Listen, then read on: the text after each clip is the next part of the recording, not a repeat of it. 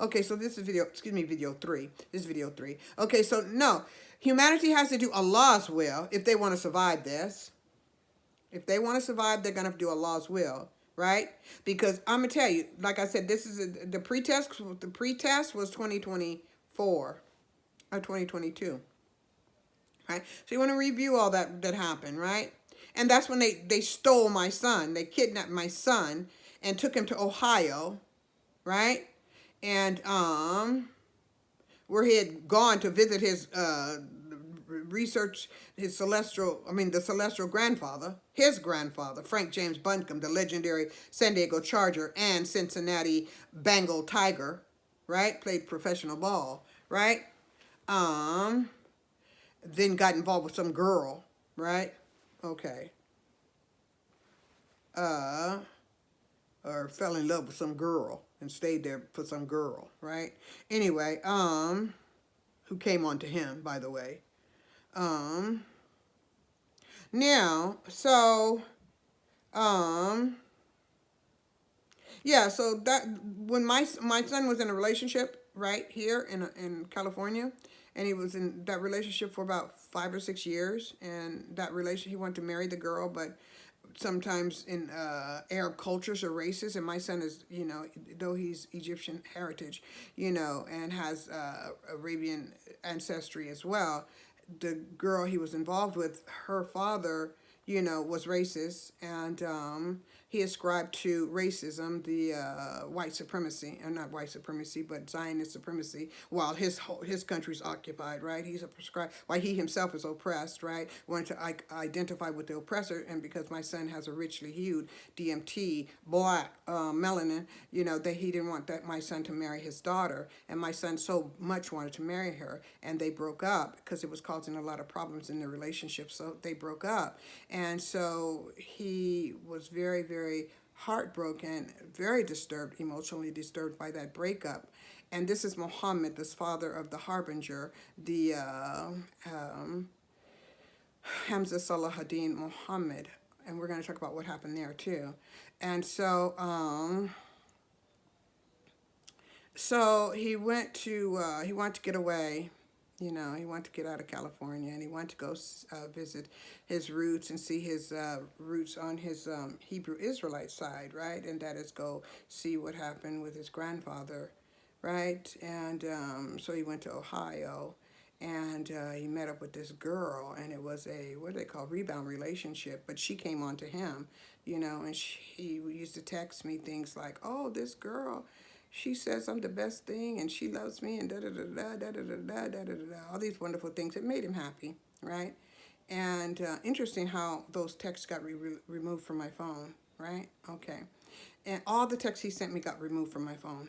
Anyway, so now Muhammad, mashallah, is the father of the Harbinger, and the Harbinger transitioned, as I said, in 2011, Ramadan 2011, right?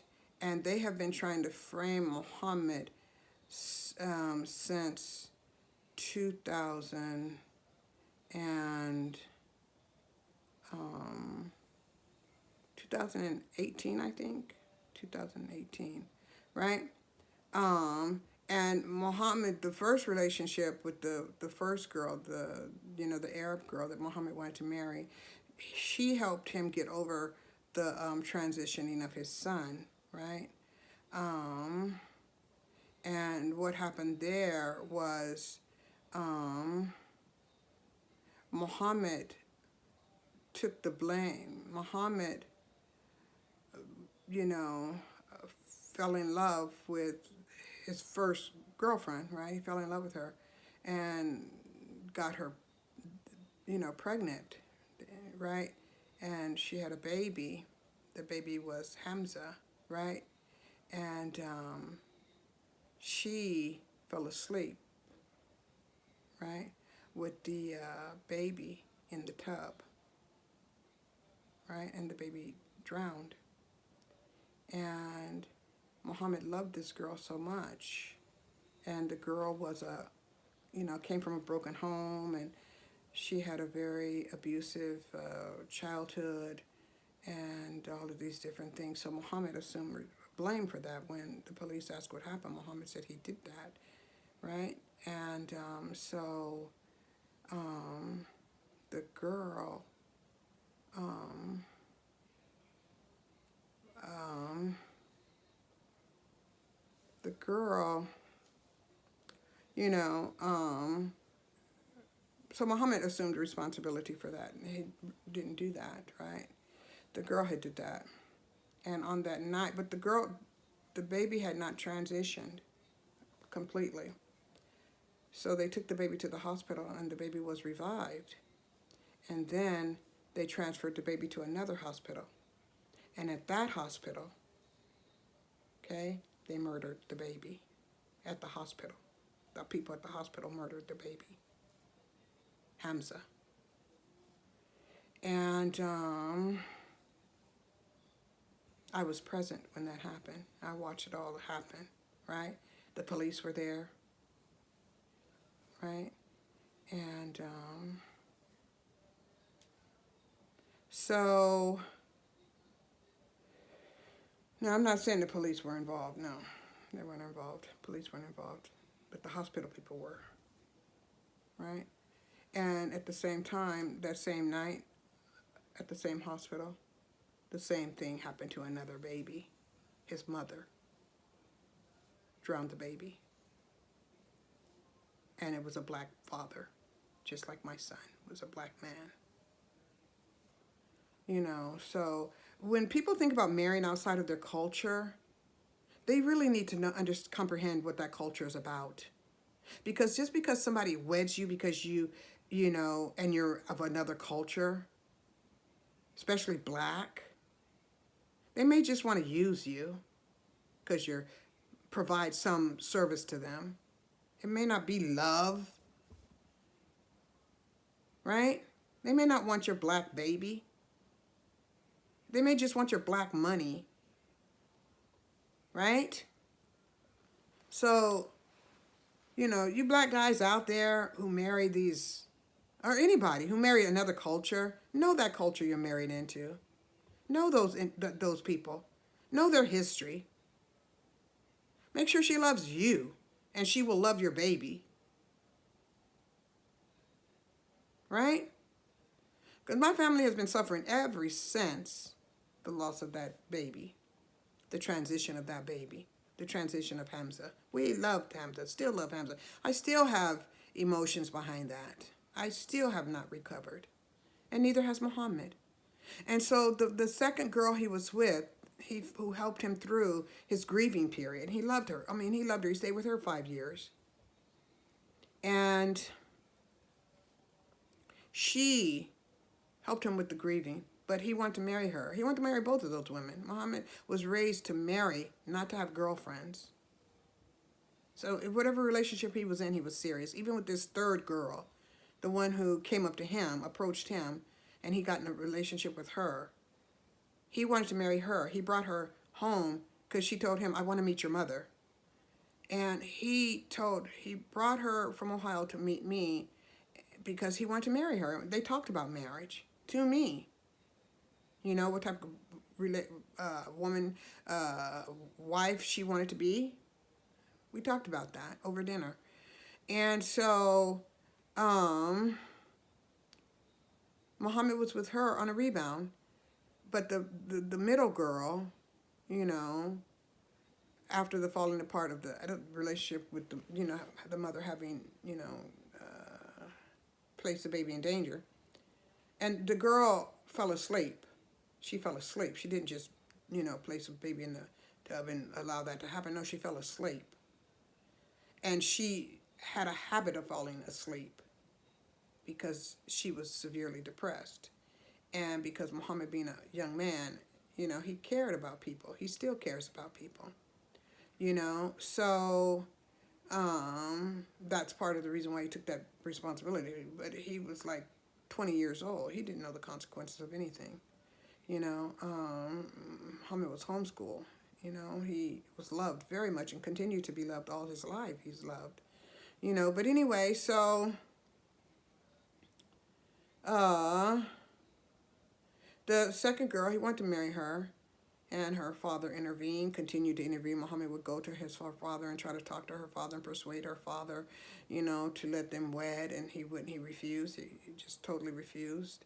So eventually, after several years, about 5 years, they broke up. But as I said, this girl, second girl, helped Muhammad through the grieving period. And so when they broke up, he was very, very devastated, and he went to Ohio and to look at his other roots. And this other girl came up to him, and he stayed in Ohio with this girl to get away from California and the experiences that he had. You know, and Muhammad, mashallah, subhanahu wa ta'ala, was very, very innovative young man. Even when he was small, he would trade his video games, buy him. His dad would buy his video games for him, and Muhammad would sell them back to the store so that when he wanted to get a new game, he would sell the previous games that he had bought as soon as he got old, or he defeated the games, because, oh my God, he started playing video games at a very early age, like 3 years old, right? And he was very, very good in those games, so when he wanted a new game, he go trade with the stores. And this was when he was like a young teen, trade with the stores. He's like in his maybe 11, 12, 13. He'd go trade his video games at the store, get a new game he want, save up his money to buy the systems and things like that. Because Muhammad liked to have all the systems, the Xbox, the Segas, I know Sega's very old, but still the Segas, the Xbox, PlayStations and Nintendos. He had, so many systems, mashallah. So if his dad didn't buy them for him, he'd save his money, or he'd have fundraisers, right? From his family's fund drives, right? From his family sisters, and save his money to buy the video games. And when he got older, he got his, he'd do paperwork for illegal, not illegals, but paperwork for immigrants, right? Like Muslim immigrants that came to this country that didn't speak English. He'd do their paperwork for them, and they would pay him for that. Then from that, he would save that money and buy cars at the auction, right? Luxurious cars, BMWs, Mercedes-Benz, very high-end cars at the auctions. He would even buy cars and give them to me, right? Give me cars, from that he bought at the auction. He'd fix them up, and if they needed any type of repair, he'd take them to the shop, and the mechanic would fix them on contract and things like this. So he's very ingenious, and he would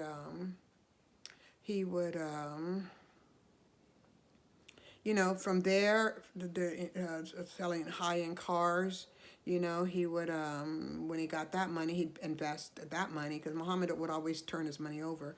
He would buy high-end limited edition tennis shoes, right? And he would sell those online, right? He would sell those to various customers and things like that.